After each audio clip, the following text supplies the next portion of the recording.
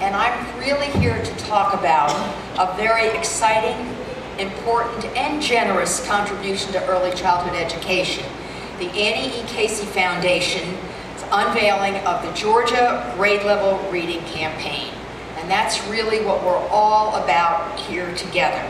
My colleague who's taken the leadership here in this Georgia Reading Campaign, B.J. Walker, the Commissioner of DHR, is up in Washington today, as you know, doing the big announcement in Washington, D.C. for the national launch of this special initiative. So we're not only talking about it being represented here, but we're being represented in Washington too, so that's always good news. Now, the Georgia's campaign will focus on bringing together major stakeholders and practitioners who work with children ages birth to 8 years. The goal is to coordinate these stakeholders' efforts based on what we know from research and child development to ensure that every child in Georgia is reading at or above grade level when he or she completes the 3rd grade. Now, at that point, as you all know, a child no longer is learning to read, but a child is reading to learn. And we need to have every child at that age reading to learn. Now, research consistently shows us that from the day a child is born through 5, the way he or she develops and learns is crucial. This is the time when the child acquires vital skills needed to cultivate their academic skills. These skills have a clear and solid association with a lot of the later literacy skills, such as decoding, oral fluency, reading comprehension, writing, and spelling. Children can become aware of the systemic patterns in the spoken language at a very, very young age. They can recognize words, they break sounds apart, they break them into smaller units, they learn the relationship between sounds and letters, and they build their whole oral language and vocabulary skills. And all of this is done. Now, did you just hear all those things I listed? All of that's done before they enter school. And we look at the way children learn language, and we're just mesmerized. We have Mandarin in some pilot programs in Georgia Pre-K this year. The way those children have learned Mandarin, it would have taken me years to learn what they learned in 10 weeks. And it's because they are learning that relationship between sounds, and they're building their oral language, and they're building their vocabulary skills. They don't have to make room in their brain to try to squeeze something new in that doesn't sound right.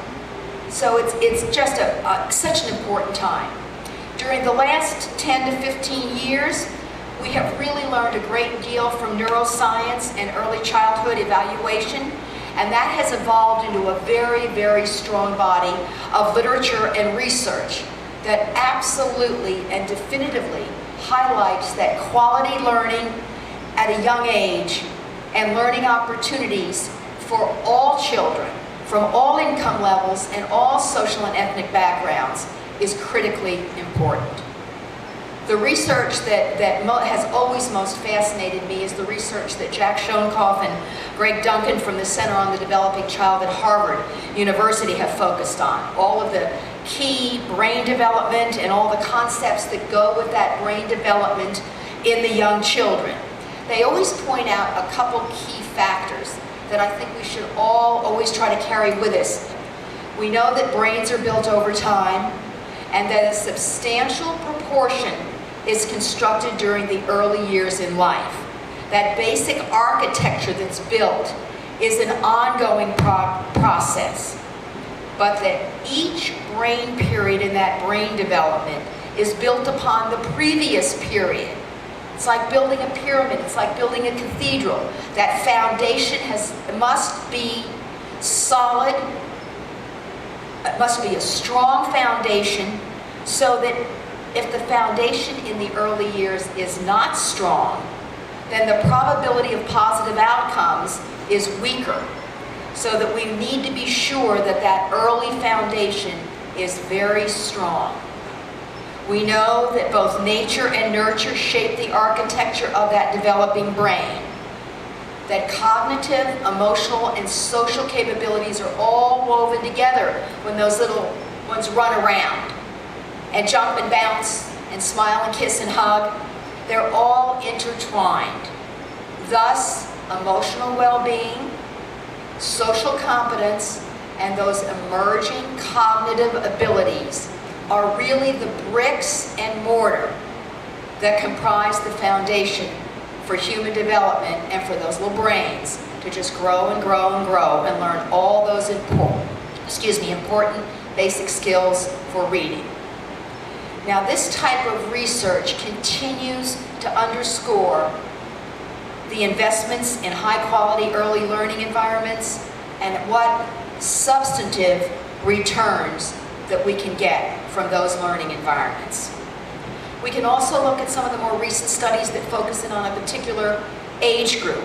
There's a study of preschool programs can boost school readiness by William Gormley, Deborah Phillips, and Ted Gayer. They looked at the Oklahoma pre-K program, and they came out with some pretty stunning results. Their study findings recognize that in a quality program, the strongest outcomes were letter, word identification, and spelling. And that those things, that participation in a quality pre-K program, that the outcomes in those two things, letter, word identification, and spelling, is a more powerful predictor of pre-reading and pre-writing test outcomes than gender, race, ethnicity, free lunch eligibility, mother's education, or whether or not the father lives at home. Those are pretty stunning outcomes. Consequently, Georgia's pre-K program, we're happy to say, is positioned to play a leadership role in this great initiative.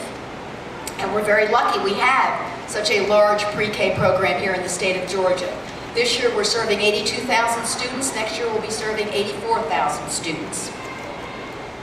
But we all have to remember, it is our duty to ensure that Georgia's children are receiving the highest quality care and education, birth to 8 years. We're very grateful to the Casey Foundation that they have awarded funds to Georgia to support the state campaign for this grade level reading. Beginning this fall, the Department of Human Services, right from the start, our agency, the Department of Education, and many other partners will begin working with 5 communities in Chatham, Coffee County, Polk, Cook, and APS, Atlanta Public Schools.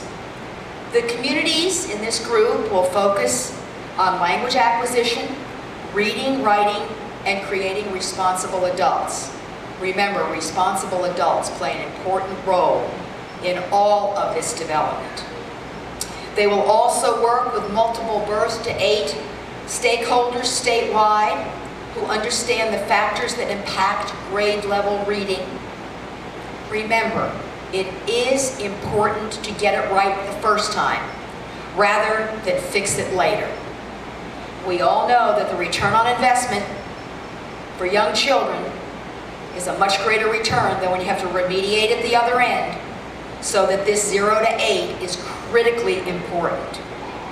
We are confident, I certainly am, and I know my agency team's confident, that the grade level reading project will be fruitful and the results will show positive impacts that will benefit the children and families that we serve, and it'll benefit them for years to come. The Casey Foundation is putting a stake in the ground. We all need to be with whichever group we're responsible for, with our children from 0 to 8, we need to have them on grade level reading by the end of 3rd grade. It's a great challenge, it's a great opportunity, but it's something we really must do.